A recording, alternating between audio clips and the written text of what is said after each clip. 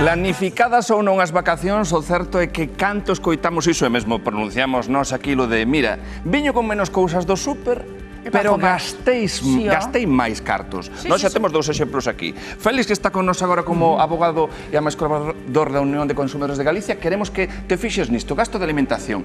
En 2024, comimos e bebimos, traducindo kilos a litros, 10 menos que en 2023, pero pagamos 27 euros máis, co que a traducción é un 2,4% máis.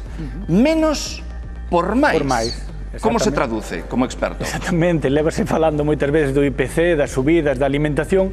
Isto é un exemplo moi gráfico e que realmente é a sensación que tiña a xente, que un carro con 4 cousas pagabas 50, 60, 70 euros, etc.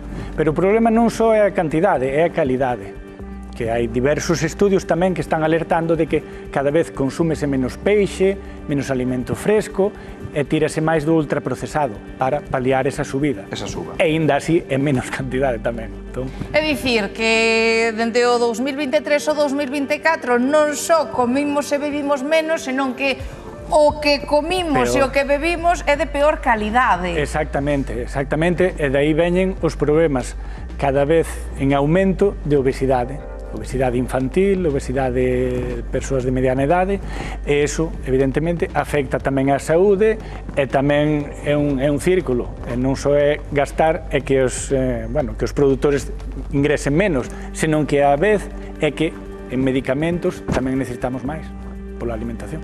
Claro, que dis, rabuñando nesa historia, ao final quedamos nesa superficie importante, por suposto que é a do peto, pero ti xa nos avanzas que veñan despois outros problemas tamén mesmo para a nosa saúde, que se traduce. Xeneran máis en consumir tamén medicamentos que precisamos para paliar a boa alimentación que deberíamos de ter e que non temos, exactamente.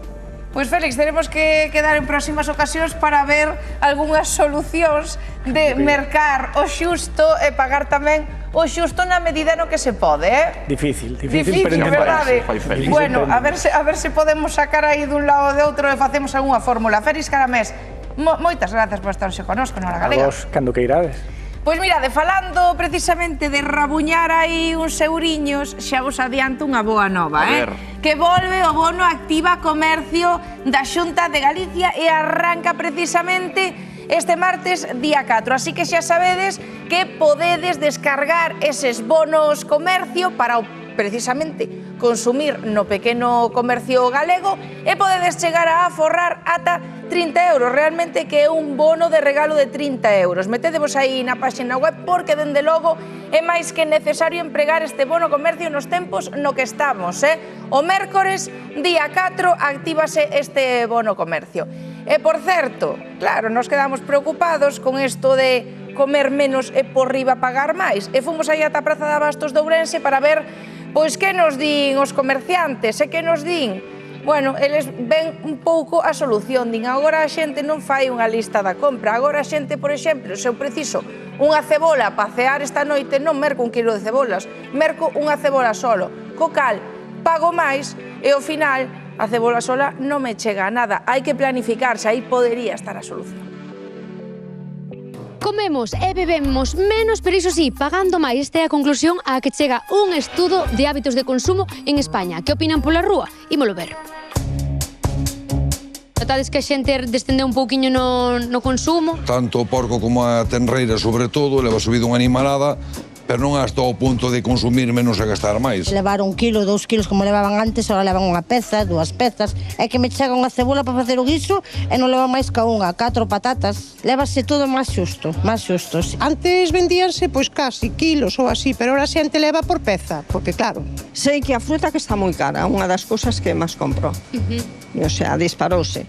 E en general subiu todo, aos melocotós, os peladillos, as cereixas carísimas. E o que sí que notamos que hai moita xente que efectivamente cada vez escapa máis da tenreira porque se vai convertir nun artículo casi prohibitivo.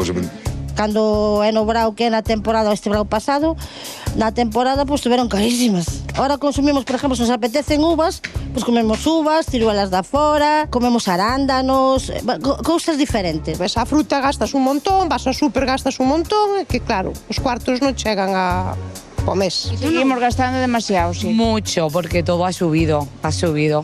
Eu penso que consumen máis do que apetece que da oferta. Fruta boa extra, págase cara, págase cara. A xente queixase.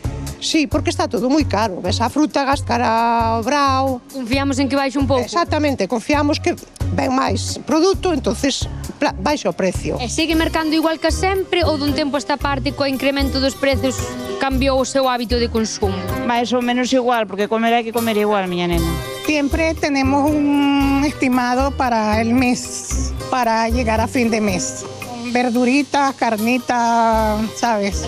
Alternando, víveres. A vida subiu, todo sube, entonces, claro, cada cual apreta a súa maneira. Van máis á oferta. Van máis á oferta e a cousas máis baratas. Estamos vendendo moita carne para picar de recortes, a agulla de ternera que está tamén bastante ben de precio. Se notades que a xente consume un pouco menos, a mellor bebe menos, ven menos veces ao bar, como é a cousa? Sí que se nota, sí. Sí que se nota, porque notas en todo. Vamos a ver, isto é unha cadena que gira. Si un eslabón empeza a fallar, pois os outros pouco a pouco van detrás.